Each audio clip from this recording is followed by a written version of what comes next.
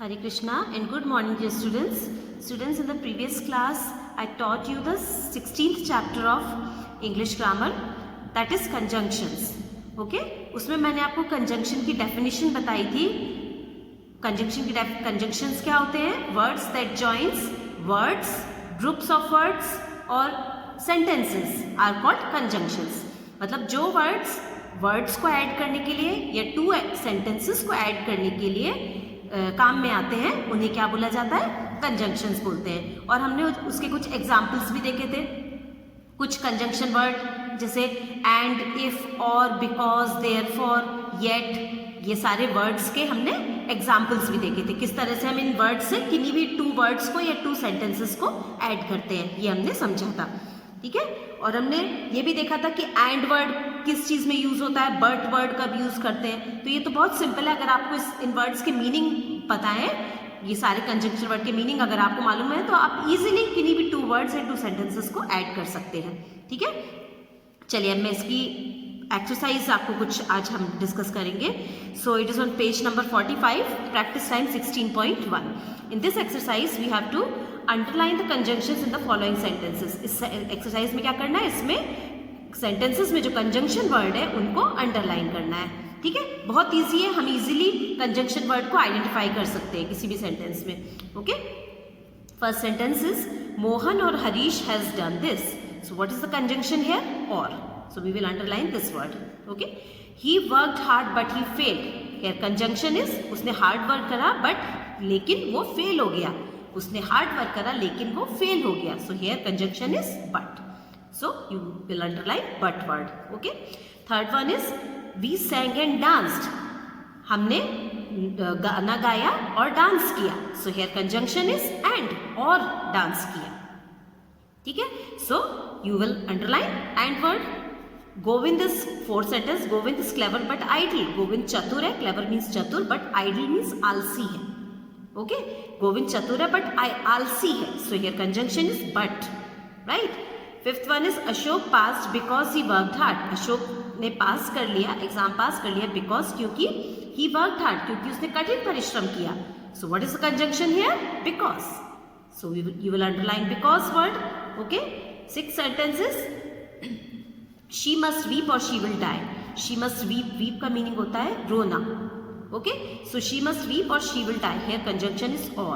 In some situations, if a person does not cry, there can be a serious problem to him. Okay? अगर कोई person किसी भी कुछ particular cases होते हैं उसमें अगर पर्सन अगर रोता नहीं है तो उसको कुछ प्रॉब्लम हो सकती है और he or she can die also. ठीक है. तो यहाँ पर है शी मस्ट वीप और शी विल डाई. उसको रोना चाहिए नहीं तो वो मर जाएगी. सो हियर कंजंक्शन इज और. Okay. Seventh sentence do not run fast because you will fall. तेज मत दौड़ो क्योंकि तुम गिर जाओगे. सो यहाँ पर कंजंक्शन क्या है? बिकॉज. ओके. आप बिकॉज को अंडरलाइन करेंगे. Will you have a book और अ फाउंटेन पेन. इसका मीनिंग हुआ कि तुम एक बुक लोगे या फिर फाउंटेन पेन लोगे. सो यहाँ पर कंजंक्शन क्या है? और. तो हम इसको अंडरलाइन कर देंगे. क्लियर हुआ? ये एक्सरसाइज तो बहुत इजी है. आपको आपकी बुक में ही इसको सॉल्व करना है. Okay. Next exercise is practice time 16.2. In this exercise you have to choose the most suitable conjunctions to fill in the blanks. यहाँ पर आपको ये कंजंक्शन वर्ड दिए हुए हैं और आपको करेक्ट कंजंक्शन वर्ड चूज करके और यहाँ पर फिल करना है. ओके. फर्स्ट सेंटेंस में पढ़ूंगी. The horse eats grass dash the lion does not. अब इसका मीनिंग अगर हम हिंदी में ट्रांसलेट करते हैं तो इसका मीनिंग होता है हॉर्स घास खाता है dash the lion does not. तो अब अगर हम इसे हिंदी में बोले तो आप कैसे बोलेंगे? लेकिन लायन नहीं खाता. हॉर्स घास खाता है लेकिन लायन नहीं खाता. लेकिन वर्ड आया यहाँ पर, है ना. सो यहाँ पर क्या आएगा? लेकिन को इंग्लिश में क्या बोलते हैं? बट. अब हम यहाँ पर बट वर्ड फिल करेंगे. बट करेक्ट आंसर है. इसकी बजाय हम दूसरे एंड वर्ड यहाँ पर फिल करते हैं तो इसका मीनिंग यहाँ पर एंड से होगा हॉर्स घास खाता है और लायन नहीं खाता, जो कि परफेक्ट नहीं लग रहा है यहाँ पर. बिकॉज अगर फिल करते हैं तो हॉर्स घास खाता है क्योंकि लायन नहीं खाता, ये भी बिल्कुल सही नहीं लग रहा है ना. उसके बाद और वर्ड अगर फिल करते हैं तो हॉर्स ईट्स ग्रास और द लायन डज नॉट. इसका मीनिंग हो जाएगा हॉर्स घास खाता है अथवा लायन घास नहीं खाता. तो ये भी बिल्कुल गलत है. सबसे करेक्ट क्या लग रहा है हमको? बट वर्ड लग रहा है. तो इसी तरह से सारे सेंटेंसेस में हमको करेक्ट वर्ड जो जिसका मीनिंग करेक्ट है उस वर्ड को यहाँ पर फिल करना है. ठीक है. So first answer is but. You will write the answer here. ठीक है, आपको आंसर यहाँ पर बट वर्ड को यहाँ पर लिखना है ब्लैंक में। ओके, सेकेंड सेंटेंस देखेंगे, work hard dash you will fail. Work hard कठिन परिश्रम करो, नहीं तो तुम फेल हो जाओगे। ऐसे ही बोलेंगे ना, सो उसके लिए क्या आएगा, और, अथवा, नहीं तो कुछ भी है तो उसका मीनिंग होता है और। ठीक है, यहाँ पर आएगा और यू विल फेल। यहाँ पर इतने वर्ड दिए, उनमें से और वर्ड करेक्ट होगा यहाँ पर। थर्ड सेंटेंस है, he is old dash weak. So वो बूढ़ा है, और हम क्या बोलेंगे, वो बूढ़ा है और कमजोर है। वीक मीन्स कमजोर।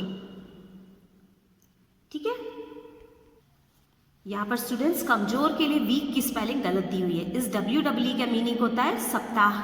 वो बोलते हैं ना वीक में कितने डेज होते हैं, वो वाला वीक है ये। बट कमजोर के लिए वीक की स्पेलिंग होती है WEAK, वीक। ठीक है, so he is old dash weak. तो ही इज ओल्ड क्या होगा, और कमजोर है, तो एंड का मीनिंग होता है और इस और का मतलब होता है अथवा। ठीक है, बट मीन्स लेकिन हो जाएगा, बिकॉज मीन्स क्योंकि। सो करेक्ट होगा and, he is old and weak. ठीक है, ये वाली एक्सरसाइज भी आप बुक में ही सॉल्व करेंगे समझकर।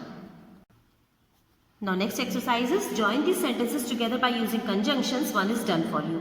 अब आपको क्या करना है, यहाँ पर 2 sentences दिए हुए हैं और उनको हमको conjunction word से join करके add करके लिखना है।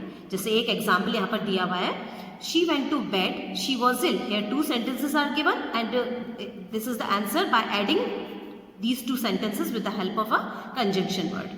Okay? So यहाँ पर इन दोनों sentences को कैसे add करेंगे, she went to bed because she was ill. वो बिस्तर पर सोने गई क्योंकि वह बीमार थी। क्योंकि बोलेंगे ना हम यहाँ पर, सो क्या होगा, she went to bed because she was ill. तो जब आप ऐड करेंगे ना, तो शी वेंट टू बेड, उसके बाद फुल स्टॉप हटाकर वहां पर बिकॉज लिखेंगे, फुल स्टॉप नहीं आएगा, शी का एस स्मॉल आएगा, वॉज इल और एंड में फुल स्टॉप लगाएंगे। ठीक है, second sentence, that boy is thin, his brother is fat. अब मैंने यहाँ पर कंजंक्शन वर्ड को, मतलब अब हमको इसको ऐड करना है। ठीक है, तो हम इसको कैसे करेंगे, दैट बॉय इज थिन, वो लड़का पतला है, हिज ब्रदर इज फैट। अब आप सोचिए कि अब आप इसको किस वर्ड से ज्वाइन कर सकते हैं, मन में सोचिए, एंड वर्ड से ज्वाइन कर सकते हैं कि दैट बॉय इज थिन, वो लड़का पतला है और उसका भाई मोटा है। हम एंड वर्ड से भी इसको ऐड कर सकते हैं। ठीक है, लेकिन और बिकॉज वर्ड अगर हम यहाँ पर रख के देखें, that boy is thin because his brother is fat, तो उसका मीनिंग क्या हो जाएगा, दैट बॉय इज थिन, वो लड़का पतला है क्योंकि उसका भाई मोटा है। तो ये तो गलत हुआ ना। इसी तरह से आप सारे कंजंक्शन वर्ड को इसमें, मतलब सारे नहीं, अगर आपको जो परफेक्ट लग रहा है तो आप एक बार में उसको लिख सकते हैं। ठीक है, जैसे अगर आपको समझ नहीं आ रहा तो आप कई कंजंक्शन वर्ड को रख के देखेंगे कि किस कंजंक्शन वर्ड से हम ऐड कर सकते हैं उसको। सो यहाँ पर बट वर्ड से ये दोनों सेंटेंसेस ऐड होंगे। कैसे लिखेंगे उसको, that boy is thin, full stop हटाएंगे, फिर बट लिखेंगे, बट हिज का एच स्मॉल लिखेंगे, हिज ब्रदर इज फैट और एंड में फुल स्टॉप लगाएंगे। ठीक है, ये वर्क आपको आपकी फेयर कॉपी में करना है। ठीक है, अभी इसके आंसर्स मैं आपको बताऊंगी और आंसर शीट पे आपको इसकी मिलेगी। अभी मैं सिर्फ एक्सप्लेन कर रही हूँ, यहाँ पर लिखने की जगह नहीं है, इसलिए ये वाली एक्सरसाइज आपको आपकी इंग्लिश 2 की फेयर कॉपी में कैसे करनी है। पहले लेसन नंबर डालना है, उसके बाद लेसन नेम डालना है और उसके बाद इस वाली एक्सरसाइज में सबसे पहले आप ये क्वेश्चन नोट करेंगे और उसके बाद जैसे इस तरह से आंसर लिखा है ना, फिर ऐड करके ऐसे आंसर लिखेंगे उसके नीचे। ठीक है, चलिए थर्ड सेंटेंस देखते हैं, she sings well, she sings too loudly. इसका मीनिंग हुआ वो she sings well, well means अच्छा, वो अच्छा गाती है, शी सिंग्स टू लाउडली, वो बहुत जोर से गाती है, बहुत तेज गाती है। ठीक है, तो इसको इसका ऐड करेंगे इसको बट वर्ड से। So she sings well but she sings too loudly, full stop हटा के बट लिखेंगे, शी का एस स्मॉल करेंगे, but she sings too loudly और एंड में फुल स्टॉप आ जाएगा यहाँ पर। ठीक है, उसके बाद fourth sentence, God made the country, man made the town. इसको एंड वर्ड से ऐड करेंगे, God made the country and man made the town, and full stop हटा के एंड लिखेंगे एंड मैन का एम स्मॉल आएगा। ओके, एंड में full stop आएगा। ठीक है, उसके बाद she saw me, she did not speak to me. तो यहाँ पर इसको बट से ऐड होगा कि उसने मुझे देखा लेकिन उसने मेरे से बात नहीं की। यहाँ पर बट वर्ड से बिल्कुल सही लग रहा है इन दोनों को सेंटेंस को ऐड करना। सो शी सॉ मी, उसके बाद बट फुल स्टॉप हटा के she did not speak to me या didn't speak to me, she का एस स्मॉल करेंगे। मैं आपको बोल रही हूँ जैसे शी का एस स्मॉल करेंगे, अब ये क्योंकि ये एक प्रोनाउन है। ठीक है, कैपिटल लेटर में किस चीज को लिखा जाता है, या तो सेंटेंस का फर्स्ट लेटर हो वो तो उसको हम कैपिटल लिखेंगे, या फिर अगर कोई प्रॉपर नाउन आ रहा है बीच में भी अगर सेंटेंस के, तो भी उसका फर्स्ट लेटर कैपिटल लिखा जाता है। तो यहाँ पर जब हम इन 2 सेंटेंसेस को ऐड करते हैं तो हम फुल स्टॉप तो हटा देते हैं, बट लिखेंगे हम फुल स्टॉप की जगह, और उसके बाद शी आएगा, वहां पर फुल स्टॉप नहीं है ना। यहाँ पर देखिए फुल स्टॉप है, इसलिए फुल स्टॉप के बाद फर्स्ट लेटर कैपिटल है ये, लेकिन हम फुल स्टॉप को हटाकर बट लिख रहे हैं और बट के बाद शी लिख रहे हैं, तो शी कोई प्रॉपर नाउन नहीं है, तो इसलिए शी का फर्स्ट लेटर स्मॉल आएगा। ठीक है, उसके बाद Harish opened his book, Harish opened his book, he began to read, Harish ने उसकी बुक खोली, he began to read, began में शुरू किया पढ़ना, उसने पढ़ना शुरू किया। सो इसको एंड वर्ड से ज्वाइन करेंगे इन दोनों सेंटेंसेस को, और कैसे लिखेंगे, Harish opened his book, full stop हटाकर and, he and began to read, फिर ही नहीं लिखेंगे, Harish opened his book and began to read. ठीक है, एंड बिगैन का बी स्मॉल ही रहेगा, बिगैन टू रीड, और एंड में फुल स्टॉप लगाएंगे। ठीक है, see this is the answer sheet which will be given to you.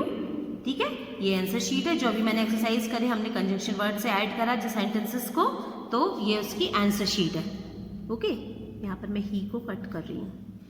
ठीक है, तो इस तरह से आपको आपकी फेयर कॉपी में पहले क्वेश्चन नोट करना है बुक में से, और उसके बाद उसका आंसर उसके नीचे लिखना है, जैसा एक एग्जाम्पल में किया हुआ है। ठीक है, so today students I have told you 16.1 and 16.2 exercises. 16.1 and 16.2a, these 2 exercises you have to do in your books, and 16.2b exercise you have to solve in your fair copy, English 2 fair copy. Okay, so do the work and submit me on time. That's all for today. Thank you all of you and take care.